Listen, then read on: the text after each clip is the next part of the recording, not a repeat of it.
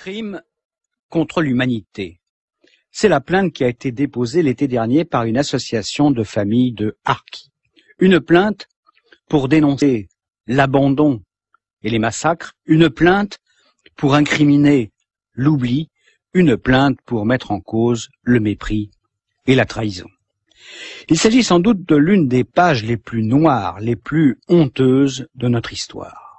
Alors que le 40e anniversaire de la fin de la guerre d'Algérie va être célébré, il m'a semblé important de demander à M. X de revenir sur ces événements tragiques de l'année 1962 afin d'essayer de comprendre, sinon de justifier. Et tout au long de notre entretien, j'avais à l'esprit ce récit du commandant Élie de Saint-Marc. Je me souviens de certains villageois accourus je ne sais comment et qui essayaient de s'accrocher au camion. Je m'en souviendrai toute ma vie. Les crosses des fusils contre les mains qui s'agrippent. Ce sont des scènes qui resteront à jamais gravées dans la mémoire de ceux qui les ont vécues. Des hommes, des femmes, des enfants qui s'accrochent désespérément au camion surchargé et qui, rejetés, tombent en pleurant dans la poussière de la route. Des fidèles entre les fidèles qui tentent de suivre les colonnes en retraite et qui s'effondrent, épuisés, sans secours. Faut-il décrire ce qui se passa dans les villages à qui nous avions offert notre protection, qu'ils l'avaient accepté et que nous abandonnions? Faut-il raconter les hameaux rasés, incendiés? Faut-il dire les massacres, les assassinats? C'était en 1949, au nord de l'Indochine. L'armée française se repliait en abandonnant ceux qu'elle avait enrôlés et promis de protéger. 13 ans plus tard, les mêmes scènes se reproduiront en Algérie, comme si on n'avait rien appris, rien retenu. Et ce sont des milliers, peut-être même des dizaines de milliers de harkis qui seront sacrifiés. Les guerres coloniales sont toujours de sales guerres. Enfin, je veux dire qu'elles sont inévitablement accompagnées d'atrocités de toutes sortes. Enfin, il y a pire, car l'enjeu, c'est naturellement la population autochtone. Une population qu'il faut endoctriner dans un sens ou un autre et qui finit bien sûr par être la principale victime d'un conflit qui débouche trop souvent sur une guerre civile dès que l'ex-colonisateur a tourné les talons. Oui, c'est le colonisateur qui crée les conditions de cette guerre civile. Bien entendu, c'est ce qui s'est passé en Algérie. En recrutant des supplétifs nord-africains, l'armée française a provoqué la guerre civile qui a éclaté après l'indépendance.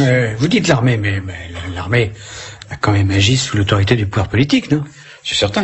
Et d'ailleurs, l'engagement de ces supplétifs a obéi à des raisons plus politiques que militaires. Il s'agissait de mettre en place une faction pro-française. C'est-à-dire un parti opposé au FLN. C'est ça, oui. Enfin, c'était grave. Parce que dans le même temps, on compromettait à jamais tous ces gens. On en faisait des collabos? J'aime pas beaucoup ce mot, mais enfin, c'est vrai qu'il a été utilisé par les dirigeants politiques du FLN. Donc ce mot vous gêne? Oui, je ne veux pas polémiquer, mais la comparaison avec ce qui s'est passé chez nous pendant la Deuxième Guerre mondiale me paraît excessive. Nos collabos à nous se sont mis au service d'un envahisseur. L'Algérie, c'était différent. Elle était composée de départements français, faut pas l'oublier. L'Algérie, c'était la France, quoi, pas une colonie. Et d'illustres hommes politiques qu'on ne peut pas soupçonner de colonialisme. Je pense par exemple à Pierre Mendès France, l'ont longtemps affirmé haut et fort. Ça signifie que certains harkis, en rejoignant l'armée, ont simplement eu l'intention de servir sous le drapeau légal, comme leur père ou leur grand-père l'avaient fait avant eux, pendant les guerres de 14-18 ou 39-45. Oui, mais attendez, là, d'autres ont été enrôlés de force, on peut pas l'oublier quand même. On peut pas le nier, mais il y a eu tellement de cas de figure. On a vu dans certaines familles un fils choisir le FLN et un autre l'armée française. Et puis il faut tenir compte de la misère de la paysannerie algérienne. C'est-à-dire que devenir harki, c'était la certitude d'avoir une solde. Une solde et un fusil. Très important le fusil. Enfin, beaucoup de harkis n'ont pas choisi. Les notables, les caïds ont choisi à leur place leur engagement dans un camp ou un autre. J'ajoute que tout le monde s'est servi d'eux. C'est-à-dire? L'armée française avait besoin des harkis pour montrer que la population indigène était loyale. Quant au FLN, l'existence de collabos, selon le mot de Benjamin Stora, un des meilleurs connaisseurs de la question, était un moyen de légitimer leur conception de la nation algérienne. Vous affirmez donc que c'est surtout pour des raisons politiques qu'on a recruté ces supplétifs. Absolument. Mais pourtant, lorsqu'ils ont été engagés contre les rebelles du FLN, ils ont quand même rendu des services. C'est exact. Dans certaines unités, comme le commando Georges, ils ont été redoutablement efficaces. Mais ailleurs, les officiers français se sont méfiés d'eux, parce qu'on les soupçonnait de jouer un double jeu. C'est-à-dire un pied dans chaque camp. Oui. Au fait, c'est pas très important, mais enfin, harki, qu'est-ce que ça veut dire? Ça signifie troupe en mouvement. Troupe en mouvement. Et combien étaient-ils? Il faut d'abord préciser qu'il existait des situations fort différentes, même si on a pris l'habitude de désigner par harki tous les Nord-Africains qui ont eu des liens avec l'armée française. Les vrais harkis, si je puis parler ainsi, étaient des supplétifs regroupés au sein d'une harka. Ils ont été recrutés à partir de 1956 et étaient utilisés comme force d'appoint ou constitués en commando.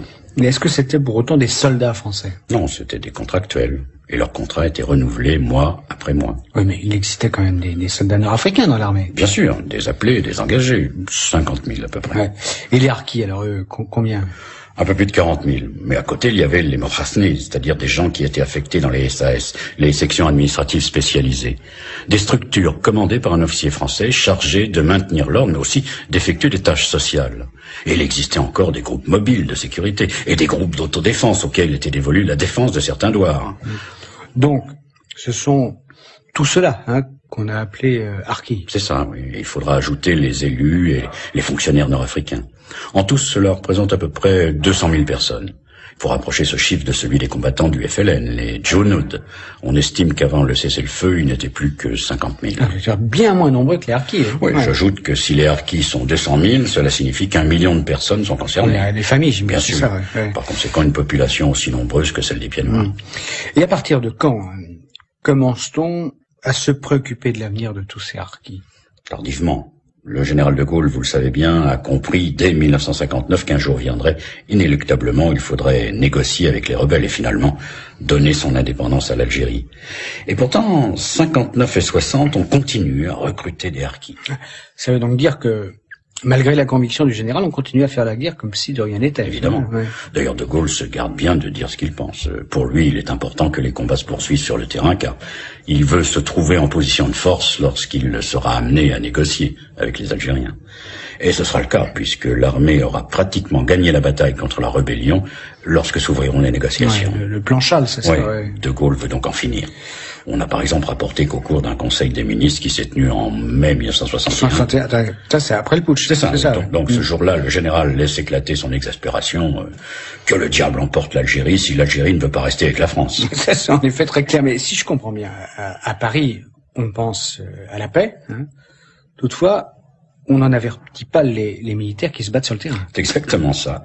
Il ne faut pas démoraliser les généraux, et la thèse officielle demeure le maintien de la France en Algérie. Notez, au passage, qu'en agissant ainsi, on abuse aussi les Pieds Noirs. Et les harkis. Bien entendu, des harkis qui gardent confiance en la France et n'imaginent pas un instant qu'on les abandonnera à leur sort. Pourtant, c'est évident. Ils ont tout à craindre d'une Algérie où le FLN régnerait en maître.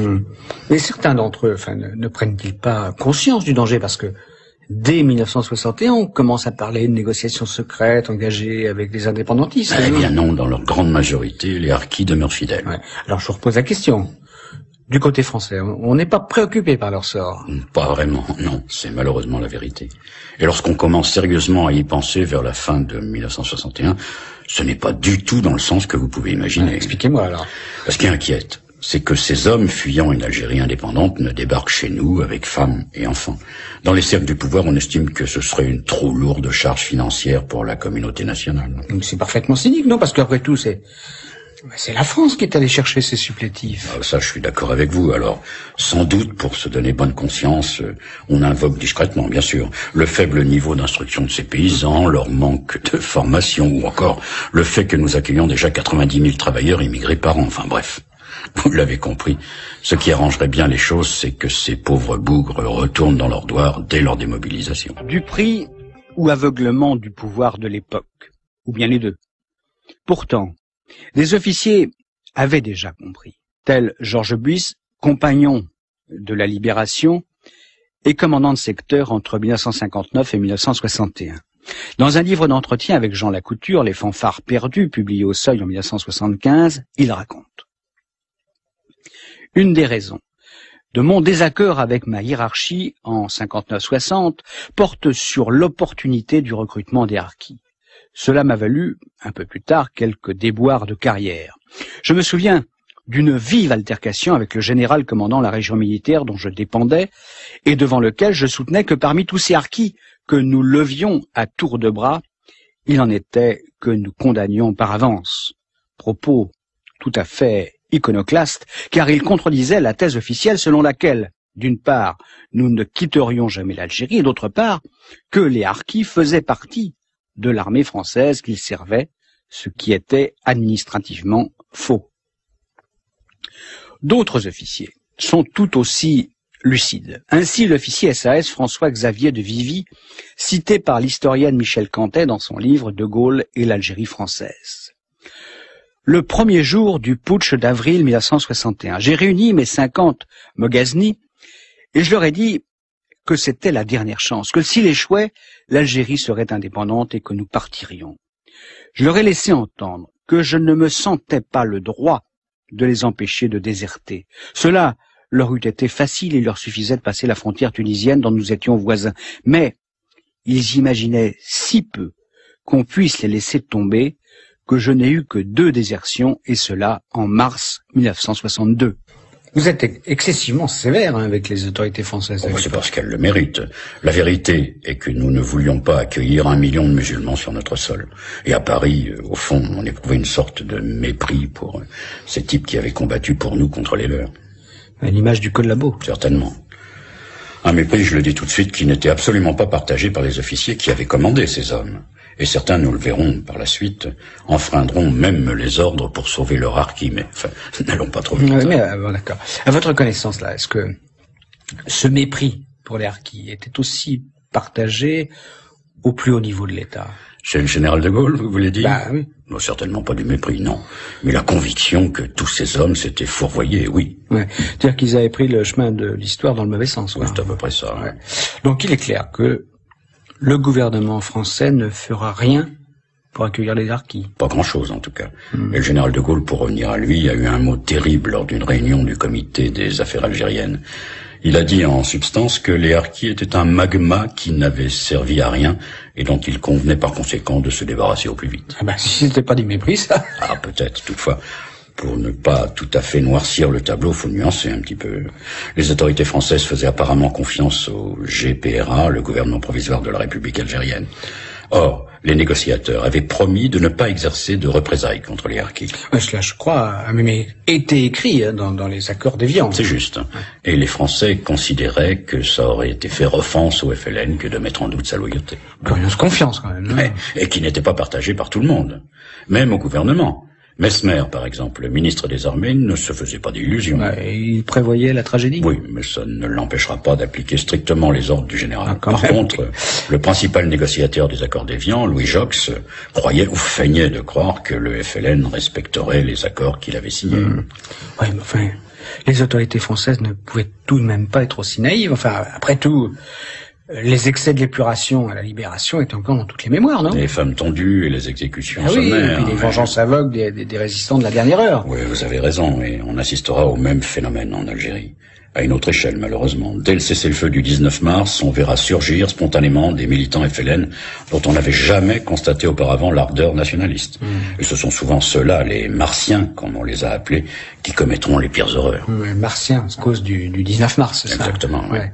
En somme, donc, tous ces gens-là vont faire du zèle pour faire oublier qu'ils n'ont pas combattu. Bien entendu, il y avait aussi du côté français l'idée assez cynique que les harkis étant tellement nombreux, les vainqueurs ne pourraient pas s'en prendre à tout le monde. Ouais. Bref, on pensait que la majorité d'entre eux passerait à travers les mailles du filet. C'est ça, oui. Ouais. Et ça veut dire aussi qu'on acceptait d'emblée que certains soient sacrifiés. Oui, c'est la vérité. J'ai du mal à croire qu'on a froidement abandonné tous ces hommes. Et toutes ces familles. Alors une fois encore, nuançons un peu, un tout petit peu.